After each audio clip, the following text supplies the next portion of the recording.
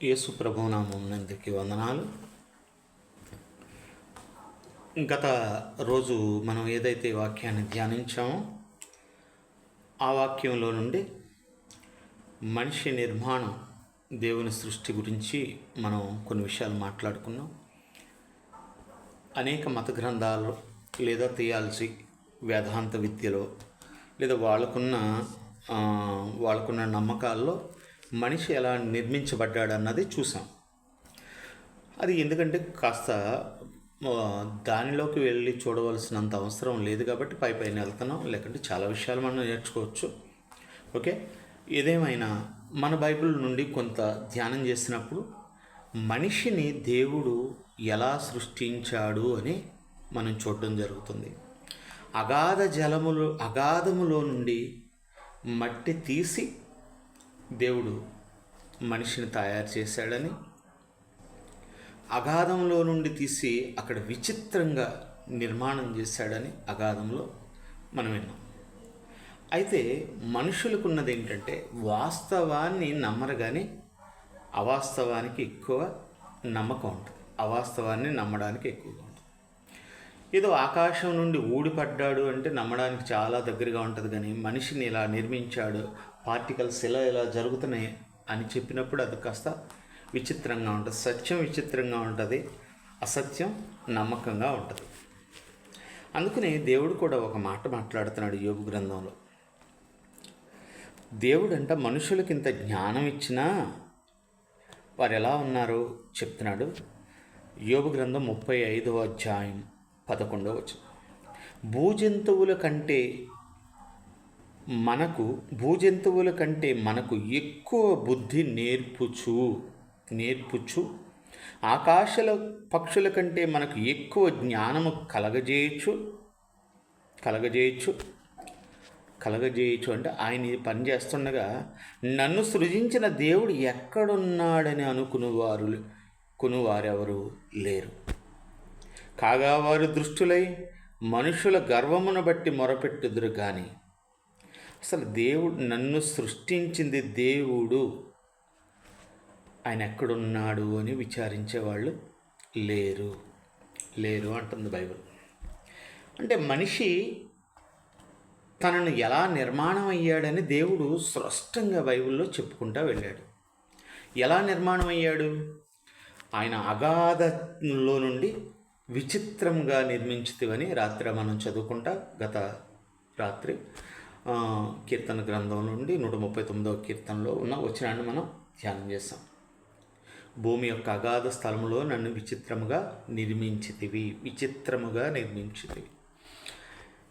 మీకు గత రాత్రి కూడా ఎక్స్ప్లెనేషన్ చేశాను. ఏమనంటే, ఒక కొమ్మరి కుండ తయారు చేసేటప్పుడు చేసి కాలుస్తాడని, కానీ దేవుడైతే చేసి కాల్చడం కాదు, కానీ కాలిన మట్టితోనే మనిషిని నిర్మించాడు అని. ఈ రెండింటికి తేడా ఏంటంటే చేసి కాల్చడం, కాలిన మట్టితోనే నిర్మించడం. అందుకనే యోబు గ్రంథంలో కూడా ఒక మంచి మాట ఉంటుంది. భూమిలోని అగాధం అంటే చాలా లోతైన స్థలంలో నుండి నిర్మాణం చేశాడని దావీదు గారు చెప్తే, యోబు గారు ఒక అడుగు ముందుకు వేసి ఒక మాటని చెప్తున్నాడు. ఏ మాట అంటే 28వ అధ్యాయం యోబు గ్రంథం 28వ అధ్యాయం 5వ వచనం. భూమిలో నుండి ఆహారము పుట్టును, దాని లోపల భాగము అగ్నిమయమైనట్లుండెను. గత రాత్రి మీకు చెప్పాను, మట్టి తీసుకున్నాడు దేవుడు అని. మట్టి తీసుకున్నాడు. ఎక్కడ తీసుకున్నాడు? అగాధం అంటే చాలా లోతైన స్థలం. మనిషి సామాన్యంగా 12 కిలోమీటర్ల వరకు డ్రిల్ వేయగలిగాడు సహజంగా. అంతకు మించి లోనికి వెళ్ళలేకపోయాడు. ఎందుకంటే అక్కడున్న ఒత్తిడి, పీడనం, వేడి వీటిని తట్టుకుని ఆ డ్రిల్లింగ్ అనేది జరగలేదు అంటారు. మరి అగాధం అని అంటే కొన్ని వందల వేల కిలోమీటర్ల లోనికి వెళ్ళిపోతే ఆ లోపల ఎలా ఉంటుంది అని యోబు గారు చెప్తున్నాడంటే, భూమి అగ్నిమయమైనట్లు అన్నాడు. భూమి అగ్నిమయమైనట్లు. భూమి నుండి ఆహారము పుట్టును, భూమి ఆ, లోపల భాగము లోపల భాగము అగ్నిమయం అన్నాడు. అంటే భూమి లోపల ఎలా అవుదట? అగ్ని. ఇప్పుడు దేవుడు ఎక్కడ మట్టి తీసుకున్నాడు మనిషిని తయారు చేయడానికి? ఆ లోపల మట్టి తీసుకున్నాడు. లోపల మట్టి తీసుకున్నప్పుడు ఆ మట్టి ఎలా ఉంటుంది? చల్లగా ఉంటుందా? అంటే చాలా హాట్గా ఉంటుంది, వేడిగా ఉంటుంది. ఇప్పుడు ఆ వేడి మట్టిని తీసుకున్న దేవుడు ఒక మనిషిని నిర్మాణం చేయడం ప్రారంభించాడు. నిర్మాణం చేసినప్పుడు అదే యోబు గారు మరొక మాటను ప్రస్తావించి ఇలా ఆయన తన నిర్మాణం గురించి మాట్లాడుతున్నాడు, దేవుడిని యొక్క నిర్మాణం గురించి. యోబు గ్రంథం 10వ అధ్యాయం 9వ వచనం. జిగట మన్నుగానున్న నన్ను నీవు నిర్మించితివి, ఆ సంగతి జ్ఞాపకం చేసుకునుము. యోబుని ఎలా మనుషుల్ని ఎలా నిర్మించాడంటే, మొట్టమొదటి మనిషిని దేవుడు జిగట మట్టి. ఎలా జిగట మట్టి అని అంటే, ఒక మనకి అగ్నిపర్వతంలో నుండి వచ్చే లావా ఎలా ఉంటుందంటే ఒక పేస్ట్ లాగా ఉంటుంది. ఒక పేస్ట్ ఎలా ఉంటుందో అలా ఉంటుంది. చాలా దాన్ని తాకగలమా అంటే తాకలేం మనం. అయితే అక్కడ చెప్పాడు కదా యోబు గారు, లోపల భాగము అగ్నిమయమైనట్లు భూమి లోపల ఏముంది? అగ్నిమయం. ఇప్పుడు జిగట మన్నిగానున్న నన్ను నీవు నిర్మించితివి, ఆ సంగతి జ్ఞాపకము చేసుకొనుము. నీవు నన్ను మరలా మన్నుగా చేయుదువా? ఒకడు పాలు పోసినట్లు నన్ను పోసితివి కదా, జున్నుగడ్డ పేరబెట్టినట్లు నన్ను పేరబెట్టితివి కదా. ఎలా పేరబెట్టుతున్నాడట అంటే, ఒక జున్నుగడ్డకి ఎలా అయితే అది డ్రై అవుద్దో, ఈ లోపల నుండి తీసుకున్న మట్టి కూడా డ్రై అవ్వడం ప్రారంభించింది. పేరబెట్టాడు అన్నాడు. అండ్ మనకి గత చూసుకున్నప్పుడు ఇతర గ్రంథాల్లో చూస్తున్నప్పుడు మనిషిని ఎలా నిర్మించాడు అని అంటే, ఒక బురదను తీసుకుని ఆ బురదతో నిలబెడితే తనకి వేరొకళ్ళు లోపల అగ్ని నింపారని, లేదా మరొకరు ఆ రా అనే సూర్యుడి నుండి వచ్చిన కుమారుడు కన్నీళ్ళ నుండి పుట్టాడని, ఇలాంటి కథనాలుగా, లేదా మూల పురుషుణ్ణి రా అంటే సూర్యుడే కంటే ఆ మూల పురుషుడి నుండి మనుషులు ఉద్భవించారని ఇలా చెప్తుంటే, బైబిల్ మాత్రం ఏముంటుందంటే, బైబిల్ అంటుంది అగాధ స్థలములో ఒరే నిన్ను విచిత్రంగా నిర్మించాను. విచిత్రంగా నిర్మించడానికి నేను లోపల అగాధం ఎలా ఉందంటే అగ్నిమయమై ఉన్నట్లుందిరా అంటుంది. అగ్నిమయం లోన ఉడికిపోతుంది, కుతకుతలాడిపోతుంది. ఇప్పుడు ఆ కుతకుతలాడిపోయే మట్టి తీసుకుని దేవుడు ఇలా పేరబెట్టినప్పుడు జున్నుగడ్డ ఎలా అయితే పేరుకుంటుందో అలా శరీరం పేరుకుంటా వెళుతుందట. అంటే డ్రై అవుతుంది. ఇన్నర్ బాడీ డ్రై అవుతుంది, లోపల అంతర్గత అవయవాలు డ్రై అవుతున్నాయి. ఏది ఎలా కావాలో, ఎలాగో ఒక శిల్పకారుడు ఒక మట్టితో రకరకాల బొమ్మలు తయారు చేస్తుంటాడు. ఒక కుమ్మరి ఒక రకరకాల ఆర్ట్ సంబంధించిన వస్తువుల్ని తయారు చేస్తుంటాడు. ఇప్పుడు దేవుడు కూడా ఒక కుమ్మరిలాగా మనుషులను నిర్మిస్తున్నాడు. మనం కుమ్మరి అన్న పదాన్ని మనం తీసుకున్నప్పుడు యెషయా గ్రంథం 64వ అధ్యాయం అనుకుంటా చూద్దాం. ఆ వచనంలోకి వెళ్ళి యెషయా గ్రంథం 64వ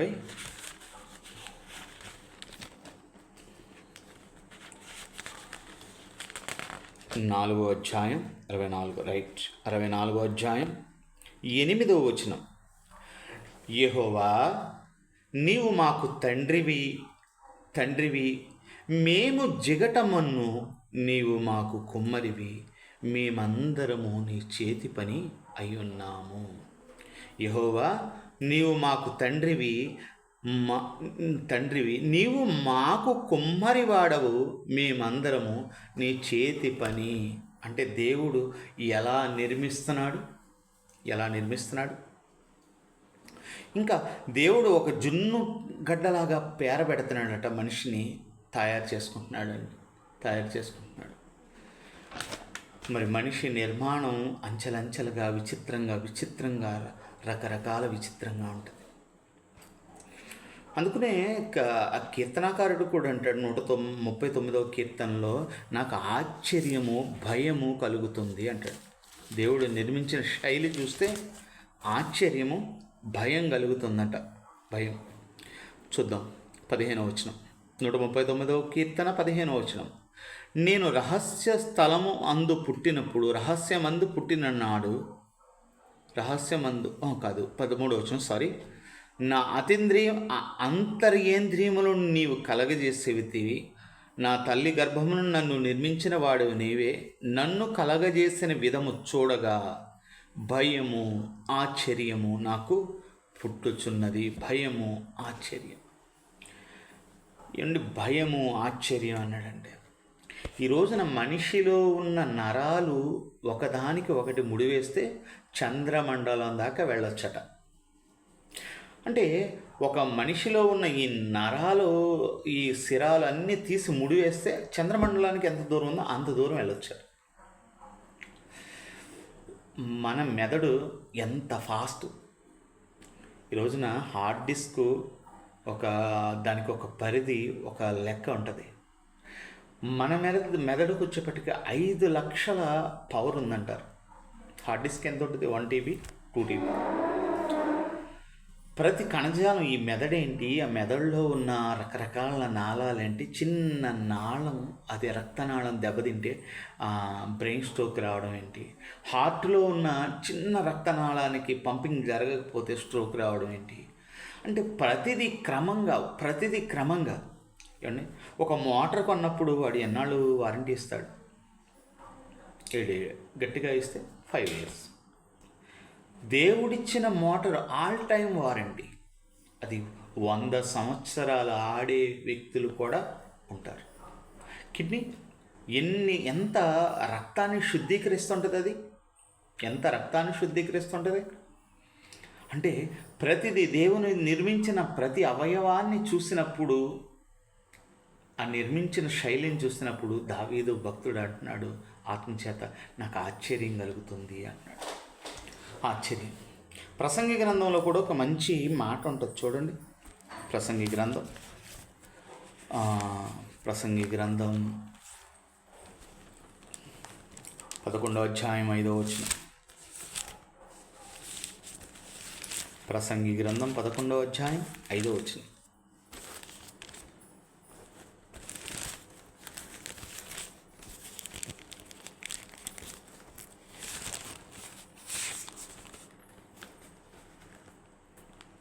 చూలాలి గర్భమందు ఎముకలు ఏ రీతిని ఎదుగుదననేది నీకు తెలియదు. చూలాలి గర్భమందు ఎముకలు ఏ రీతిగా ఎదుగునది నీకు తెలియదు అన్నాడు. ఈరోజుకి అసలు ఆ లోపలున్న నిర్మాణం ఎలా అవుతుంది అనేది ఒక విచిత్రం.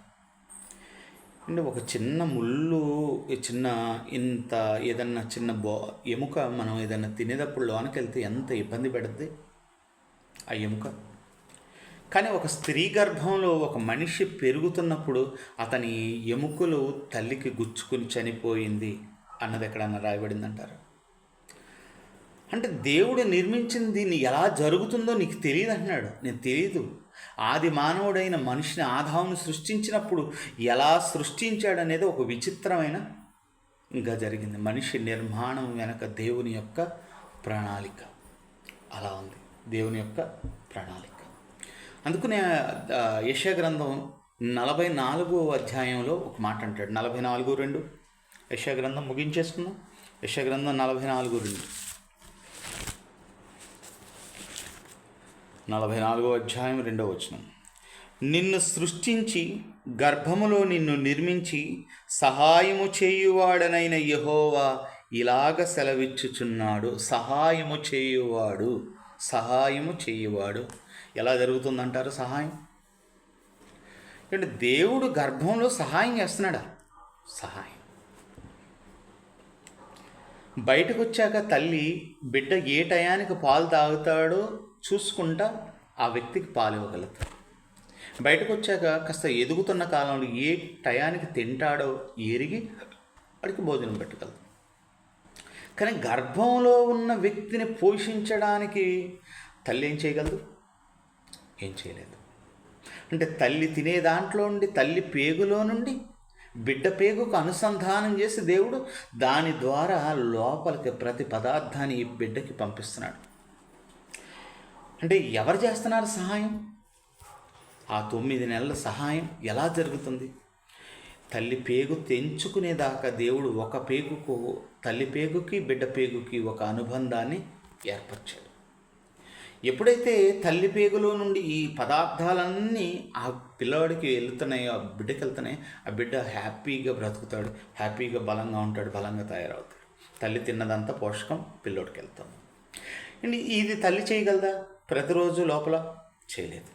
2, బిడ్డ కడుపులో ఉండగా వాడి ఊపిరి తీసుకోవడం అనేది జరగదు. ఎందుకంటే వాడికి కలిగిన ఆ లోపల ఉన్న లంగ్స్ వాడికి మూసేయబడతాయి, ఊపిరితిత్తులు.